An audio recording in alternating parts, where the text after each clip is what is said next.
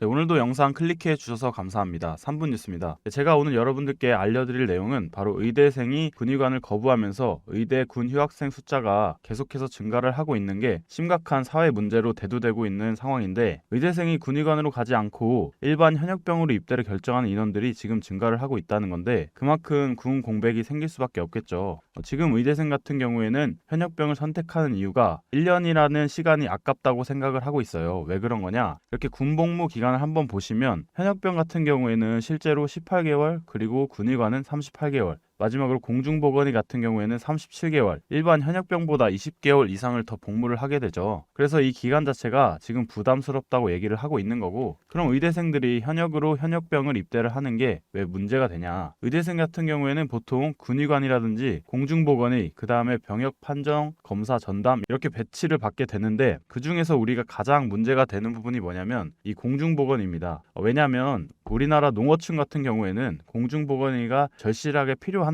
공중보건의 숫자가 줄어들게 되면 농어촌 지역에 사시는 국민들의 의료 혜택이 마찬가지로 감소할 수밖에 없다는 거예요. 그래서 한마디로 인력이 부족해지는 상황이 발생한다는 거죠. 그래서 수치상으로 보면 신규 편입된 공중보건의 숫자가 지금 10년 전인 2014년도만 해도 1247명이었는데, 최근에 작년인 2023년에는 1114명까지 계속해서 줄어들고 있는 상황입니다. 그 중에서도 의과 같은 경우에는 787명에서 456명까지 거의 절반 가까이 감소를 했기 때문에 지금 굉장히 심각한 상황이라고 보시면 되고, 공중보건의가 부족한 현황 같은 경우에도 2019년도만 해도 282명 수준이었는데, 올해 같은 경우에는 378명까지 부족한 현황이 늘어난 상황이고, 추세가 여기서 멈추면 좋겠지만 24년인 현재에도 계속 늘어나고 있다는 게 가장 큰 문제입니다. 그래서 상황이 이렇다 보니까 정부와 여당이 어떤 결정을 했냐, 소위의 연봉을 400만 원 정도 인상하는 방안을 지금 추진하고 있다고 이제 밝혔는데, 문제는 여기서 끝내는 게 아니라 최대한 빨리 현실적으로 반영이 돼야 된다는 겁니다. 물론 연봉 400만 원을 인상하는 것도 금액이 부족하다,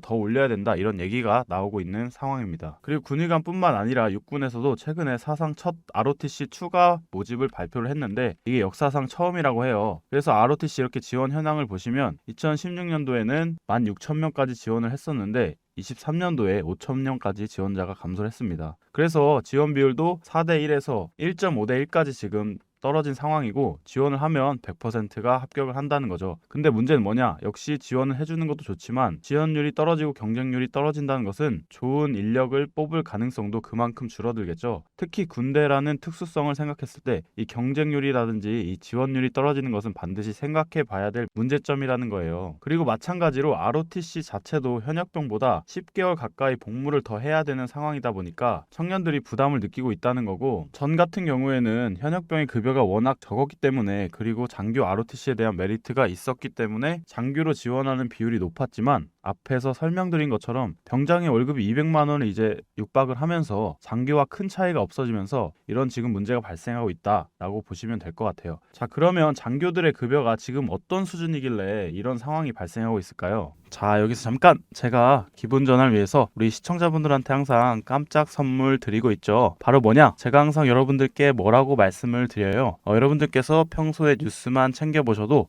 우리는 돈을 벌 수가 있다, 돈이 된다 라고 제가 항상 강조해서 말씀을 드리고 있는데, 자, 여기서 보시는 것처럼 정부의 보조금 확대 지원 이슈가 지금도 끊임없이 나오고 있는데, 이런 뉴스 보시면서 여러분들은 어떤 생각을 하시는지, 그냥 뉴스만 보고 끝내시는지 제가 항상 되물어보고 싶은데요. 그 이유가 뭘까요? 제가 과거에 여러분들께 뭐라고 말씀을 드렸어요? 이 초전도체에 관심을 가지신 분들은 뉴스만 보고 넘기지 마시고 우리가 투자 쪽으로 생각을 해보셔야 된다라고 제가 말씀을 드렸어요. 그래서 많은 분들이 뉴스를 통해서 보셨을 텐데, 이런 초전도체 이슈가 됐을 때 우리나라 부자들은 자연스럽게 어떻게 생각을 한다? 초전도체 관련주는 뭐가 될지 이렇게 자동적으로 생각을 한다라고 제가 말씀을 드렸어요. 그 이유가 뭐냐? 부자들이 봤을 때는 이런 사회적 이슈는 곧 돈으로 직결이 되고 돈이 몰리기 때문에 우리 부자들이 항상 이런 식으로 사회적 이슈를 그냥 흘려듣지 않고 이렇게 챙겨본다, 생각을 전환한다 라고 제가 말씀을 드렸는데 이번에도 마찬가지입니다. 제가 그래서 지난번에 우리 구독자분들과 함께하는 주식으로 수익 내기 이벤트를 진행을 했었죠. 당연히 항상 무료로 진행을 하는 거고, 지난번에도 저한테 이렇게 구독이라고 문자 남겨주신 분들한테 이렇게 초전도체 중에서도 대장주 가능성이 높은 딱 한 종목 신성 델타테크를 골라서 여러분들께 추천을 드렸었습니다. 그래서 내용을 보시면 아시겠지만 여러분들께서 어느 가격에서 사야 되는지, 그리고 수익이 몇 퍼센트 되면 팔아야 되는지 이 부분까지 여러분들한테 알려드렸는데 실제로 어떻게 됐어요? 오른쪽에 보시면 아시겠지만 제가 8월 초에 추천을 드리고 한 달도 안 돼서 지금 주가가 몇 배? 3배 이상 급등이 나왔습니다. 그래서 이때 당시에도 굉장히 많은 분들이 수익을 내셨을 거예요. 참여하신 2,000명의 구독자분들 다시 한번 축하드리고요. 지금도 많은 구독자분들께서 참여를 해주고 계십니다. 기회는 끝나지 않았습니다. 이번에도 기회가 왔어요. 최근에 돈이 되는 이슈가 바로 정부에서 전기차 보조금을 확대하면서 전기차 수요를 늘리고 있잖아요. 그러면 우리가 어떻게 생각을 해볼 수가 있다? 정부에서 23년까지 전기차를 420만 대 보급하겠다라고 밝힌 만큼 전기차의 수요는 증가할 수밖에 없습니다.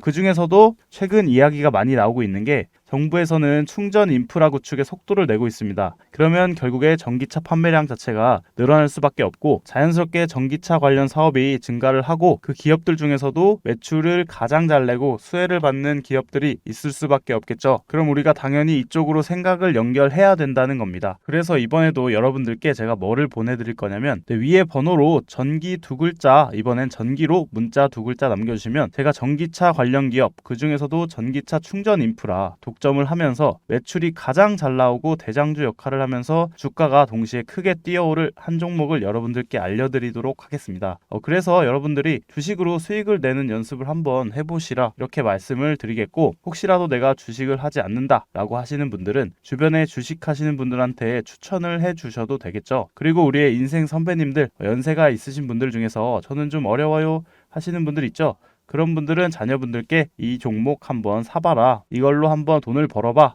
이렇게 가볍게 조언을 해 주실 수도 있는 거겠죠. 그래서 지금 이 영상 보시는 시청자분들 중에서도 이 종목 나 한번 궁금하다, 나도 한번 돈을 벌어보고 싶다 라고 하시는 분들은 누구나 어느 때건 시간 상관없이 이렇게 제가 상단에 번호 남겨두고 있죠. 010-7977-5453 010-7977-5453으로 간단하게 이렇게 전기라고 문자만 보내주시면 저번처럼 저한테 문자 남겨주신 분들한테 무료 추천 급등주 보내드렸던 것처럼 이번에는 전기차 관련주 중에서도 주가가 가장 크게 상승할 대장주 여러분들한테 보내드리도록 하겠습니다. 아시겠죠? 또 저에게 아무렇게나 이렇게 문자를 보내주시면 제가 헷갈릴 수가 있기 때문에 간단하게 전기 두 글자만 보내주시면 제 영상 보고 오셨구나 하고 쉽게 알아보고 빠르게 급등주를 드릴 수가 있겠죠. 그래서 위에 번호 010-7977-5453으로 전기라는 두 글자만 간단하게 보내주시면 여러분들이 이제 직접 수익을 내는 연습을 해 보실 수가 있는 거예요. 그리고 여러분들께서 수익을 내시면 좋아요와 구독 한 번씩만 눌러주시면 감사하겠습니다. 별거 아닐지라도 저희 유튜버들한테는 큰 힘이 되거든요.